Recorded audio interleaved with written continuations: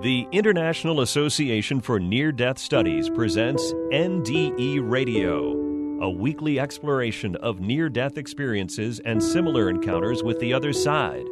Now, here's your host, Lee Witting. Welcome to NDE Radio, brought to you by IANDS, the International Association for Near-Death Studies. I'm your host, Lee Witting. IANDS has a wonderful service that it provides through Ann Ellis's efforts. Every month they send out an IANDS monthly NDE to the membership. And from time to time I get a chance to read some of these experiences. The person who is reporting them has written them themselves. They don't usually want to include their name, and so these are done as anonymous accounts. The first one I've got today is an account in which a teen contracts lupus, which almost ends her life. At her wit's end, she prays for help or death, leaves her body while sleeping, and receives a healing. And later, trying to return to her life as it was, she rationalizes what happened to her. Then a heart attack in her late 20s takes her back to the knowing she received earlier. And these are the words of the experiencer. My life truly started with a divine encounter that shifted my worldview when I was 16 years old. At this point in my life, I was fighting for my life as my body was being attacked by an incurable autoimmune disease called lupus. Within 4 months of the diagnosis, my kidneys were failing, and my heart problems, hair loss, arthritis throughout my entire body, internal swelling of my organs, unsightly skin lesions, and loads of medication were making me lose grasp of who I even was. I had withered away to skin and bones, and when I looked at myself in the mirror, I didn't even recognize the person staring back at me. Then I had a dream that would change my life forever. I remember this night as vividly today as I did then. On this particular night, I decided to give up on life. I did not want to live anymore. All I wanted was for someone to put me out of my misery. I felt hopeless. I felt angry. I was tired of the endless trips to the doctor, plates of toxic medication, the painful shots in my rear for anemia, the nausea from the chemo, and the depressing sight of my hair falling out in clumps, and a looping sense of hopelessness. I was so weak that I couldn't even walk, and my entire body was swollen with a fluid due to failing kidneys. A trip to the hospital was imminent to begin kidney dialysis. I felt like I was trapped in a deteriorating body that wasn't mine. And the future I had planned with my full-ride soccer scholarship was now just a fading memory. On this particular night, I did something I hadn't done in years. I got down on my knees and surrendered everything I had left to this unknown God force that was supposed to be available to me at all times. This was my breaking point. I began uncontrollably sobbing, releasing what seemed like emotions that had been held back my whole life. And then I asked out loud, if there is anyone listening, if there is a God, please help me or take me. I don't want to live like this anymore, and I can't do this alone. I need help. If you are there, please help me. I give up. I cried until I was dry, and then I went to bed. That night I had a dream that would change my life forever. In this dream, I went through many phases of healing, including forgiveness, love, gratitude, and surrender, before eventually spinning off the ground and levitating slowly into the sky. There was a crowd of friends, family, and people I barely even knew, all trying desperately to pull me back to the ground. As I floated up, I had a sense of peace wash through my entire body. I knew that I was dying, but I was okay with it. I felt like I was returning home and that a huge weight had been lifted. I asked for everyone to let me go. I wasn't afraid of dying anymore. I then shot up into the most pure white, loving light that held me in a cocoon of radiant love and bliss that I will never be able to explain with words. In that moment, I knew we are beyond this physical experience. I felt the internalness of my nature, the perfection of Source, the perfection of all life. Every experience that had led me to that point flashed through my inner sight like a movie that beautifully illustrated how every experience had perfectly led me to this moment. I experienced the perfection of my sickness, of my physical experience, the perfection of everything in my life that had led me to that moment. I felt a deep connection with all, with consciousness itself. And this healing of oneness was so divinely beautiful that I couldn't feel anything but the truth of my divine essence. I had been gifted with a remembrance of my true nature, and this was the gift I had needed to heal. My soul then asked to return to earth. Without words, there was a deep yearning to share this love I had experienced with the world. In an instant, I dropped from this glowing, loving place back into my bed. I hit the bed like I had fallen out of another dimension and woke up gasping for air like I was taking the first breath of my new life. I was crying tears of bliss and was so overwhelmingly happy that I couldn't contain myself. I knew I was healed. I knew I wasn't sick anymore. I knew I never was sick. It had all been an illusion. I jumped up and ran up a flight of stairs that a couple of hours prior I couldn't have even imagined doing, to go wake up my parents and tell them this good news. I turned on the lights and announced I was healed and they had nothing to worry about. They thought I was crazy. But that didn't matter to me. Nothing could take away this internal knowingness of my true nature. And this knowingness had stayed rooted deep within me my whole life. For the next 4 months, I awoke with the sun, no alarm, with a deep desire to sit in silence with myself to enjoy the love that was outpouring from my heart. I was so joyous that I almost couldn't contain it. Something inside me had shifted, and it felt amazing. All feelings of lack, doubt, pity, limitation, weakness, and struggle were wiped clean. I felt the interconnectedness of everything around me. I knew I was part of everything I saw and could feel the energetic connection that tied everything together. Every day was full of tears of bliss. Although my complete recovery from the disease took a little over 4 months, the healing had occurred instantaneously in my mind. And from that moment on, I started hiding all my medication because I knew it was preventing my body from healing itself. For 4 months, I kept this a secret from my parents and doctors until I went in for my final lab work that revealed my kidneys were healed and functioning perfectly without any scarring. There was no sign of the lupus.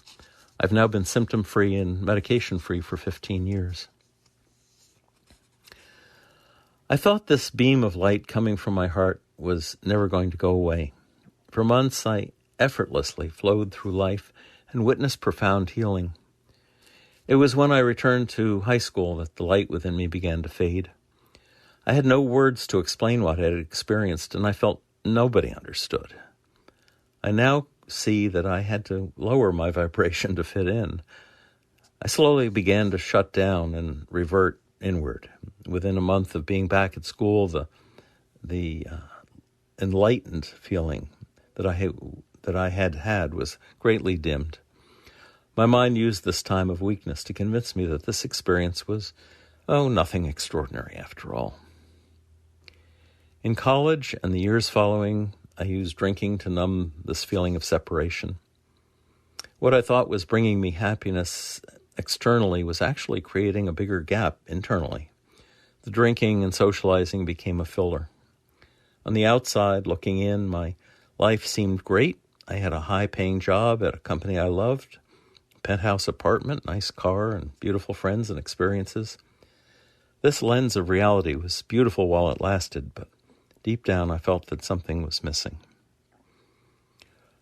On November 7th, 2016, I had a heart attack. This experience triggered another moment of clarity that changed the trajectory of my life yet again. Everything that I experienced in my dream flashed back into my vision, and I knew instantly that I had to make a big change and follow the calling of my heart. I felt there was something much bigger I was here to offer the world, and it was time to figure out what that was. I decided to make a shift and move across the world to a small island in Thailand known for its holistic health community that I felt called to explore. I was guided to return back to the place of oneness I had experienced in my dream. It would be from this place of love and light within that I would be able to heal my heart and begin to share this radiant nature with others to assist in their own self-healing and remembrance. I have now been living on Koh Phangan Island. I'm not sure that's the proper pronunciation. Koh Phangan Island for the past year on a multi-dimensional self-healing journey. At first I set out to heal my physical heart from the heart attack, but the journey has resulted in much deeper healing. I peeled back the layers, belief systems, and social constructs that previously shaped my reality, and now focus on tuning in to the co-creative, loving, infinite energy source that lies within to support me in creating and living an inspired life. It is my soul's mission to help humanity rise above all perceived limitations and tap into the infinite wellspring of energy that lies within to live an inspired, happy, healthy, and harmonious life. Through my own personal healing and self-discovery journey, I discovered the breath to be a potent medicine that is a transformational tool for gently cleansing and realigning our mind, body, and spirit. The breath is with us every minute of our lives as a silent witness to our existence, but it is also an intuitive guide that can take us on an inner journey of self-discovery, transformation, and profound healing. Since my first powerful introduction to breath work, I have been repeatedly astounded by the transformative mental, emotional, physical, and spiritual healing that continues to transpire. The best part of breath work is that it's simple. We can stop looking outside of ourselves for the answers. Everything we seek is waiting to be tuned to within us, and the breath is a simple tool that can activate this inner remembrance of our divine nature. After selling everything I owned and making the leap into the unknown, I've been on a journey of coming back to myself to witness and cherish the eternal I am within. Beyond all the constructs I had previously built up that define me, I'm continually amazed as I learn more about the profound nature of our mind, body, and spirit. I want to share all that I've learned with the world. In the past year, that is what has transpired. I co-founded an eco-friendly tea infuser bottle company that is part of a global initiative to save our oceans from plastic waste. The bottles are being sold globally. We donate a portion from every sale to help clean and restore our oceans from the damage caused by single-use plastic. And two, I am passionate about teaching meditation and Soma breathwork sessions at consciousness festivals and retreats, centers, online and privately. My favorite quote as a closing: at the center of your being, you have the answer. You know who you are, and you know what you want. Lao Tzu. Now, our second reading from the IANDS monthly NDE, this is from the June version, was titled, "The Physical World We Experience is Part of Something Vastly More Complex." And the writer begins, "By way of background, I am an Ivy-educated professional in the field of information technology. I've studied philosophy extensively in academic and other settings. And prior to my experience, I was an agnostic with regard to the existence of God or other non-corporeal entities. My opinion on the matter was that reason and science are the only sources of knowledge, and science/reason has nothing to say on these matters and likely never will. In early 2018, my now ex-wife left me and took our then 9-month-old daughter, my first and only child. I fell into a deep depression, couldn't work, quit my job, and had to sell my house because I could no longer afford it. I decided instead to purchase a small camper, which I lived out of for approximately 6 months. Throughout my wandering in the woods, I felt an overwhelming sense of dread, almost too painful to even think about, that my daughter would never know me as her dad. And during a long drive home alone that went on for approximately 11 hours, this dread began to overwhelm me. Suddenly I felt as though a golden light carrying an inaudible message struck me from above and slightly behind the left side of my head. The message in that light was, "You will be your daughter's dad." I was so overwhelmed by the peace and relief of this message that I doubled over and began sobbing and saying out loud, thank you, while driving. I finished the drive in the evening. When I arrived home, I was exhausted, so I went to bed. As I lay supine, I began to feel an unfamiliar vibration throughout my body. Specifically, every part of my body touching the bed, my back, arms, legs, etc., began vibrating. It continued and intensified for a few seconds. So I sat up partially to look at my body and see what was happening. At this point, my back was off the bed at about a 30-degree angle to the ground. My legs were still straight out in front of me. When I opened my eyes, I wasn't asleep. I saw what I can only describe as a beam of or string of lights, somewhat familiar to a bundle of fiber optics. I can't remember the color, but I believe it was a combination of white, pink, and blue.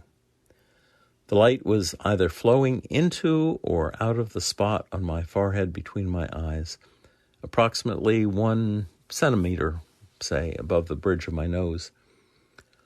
The light flowed most of the length of my body and turned approximately 40 degrees to the left and continued in that direction. Instinctively, I got on my knees and faced in the direction that light was flowing to, or was it flowing from? When I did that, the vibrating in my body stopped, except for in my hands. At this point, I began to feel overwhelmed and a little scared, so I threw myself back, face down on the bed. After I calmed down, I tried to go back to sleep, again in a supine position. After several seconds, or maybe a few minutes, I became aware of an entity floating about 5 feet in the air, slightly above, in front, and to the left of me. This entity was made of brilliant green-yellow light. The light appeared to be pouring forth from the entity. The closest physical description I can give would be of a female form in a seated meditative pose. Though there was movement in the entity in the sense of flowing or pouring light, this entity didn't change its position in the room. I would estimate that the entity remained there for a few minutes. The entity had a distinctly female feel to it, and my interaction with it was playful, loving, very erotic. It felt very closely related to both my ex-wife and my daughter, and as the experience progressed, I almost convinced myself that I was communicating with my ex-wife somehow. While the entity was present, a couple of other things happened, though it's hard for me to say in which order they occurred, or whether they were during or after the presence of the entity. In no particular order, I felt as though I were in a small amphitheater. No visuals, just the feeling. Surrounded by familiar people, some of whom I thought I recognized. Note, all of the people whose presence I felt were alive at the time of the event. The overwhelming sense I got from those present were messages of joy / elation that I had finally made it there, that I was loved, and that everything would be okay for everyone in the world. I had an instantaneous flash of life review. It felt more spatial than sequential. The best way I can describe it is this. I've always been a pretty messy person. My life review took the form of a large, disorganized room, and in that instant I was able to see how all the parts of my life were connected to one another. I could see and feel how I had hurt people I cared about out of my own carelessness, I felt a great sense of interconnectedness and oneness with everything in the universe. I no longer feared death because it was so patently obvious that death was illusory. Prior to this experience, I had an uncommonly deep fear of my own death. That fear had been intensified by my service in combat. This experience ended that fear, and it hasn't come back. As a result of my experience, my understanding of the nature of the universe has changed entirely. It's now clear to me that the physical world we experience is part of something vastly more complex, with facets that I never before would have believed possible. I became far more interested in being in nature and more interested in talking to and connecting with other people.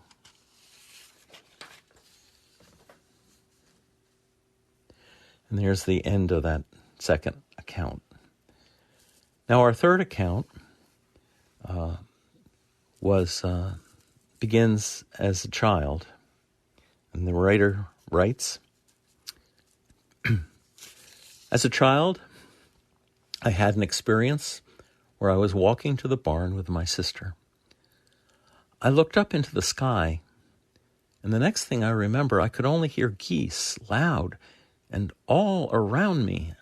I couldn't see anything but blue and felt like I was up or above. I woke up on the ground. As a child, I also had a profound experience of a visitation from a being that did not seem human. He was friendly, and I felt like I knew him. I never forgot the experience, but I couldn't place it into normal life and eventually stopped looking for answers around it.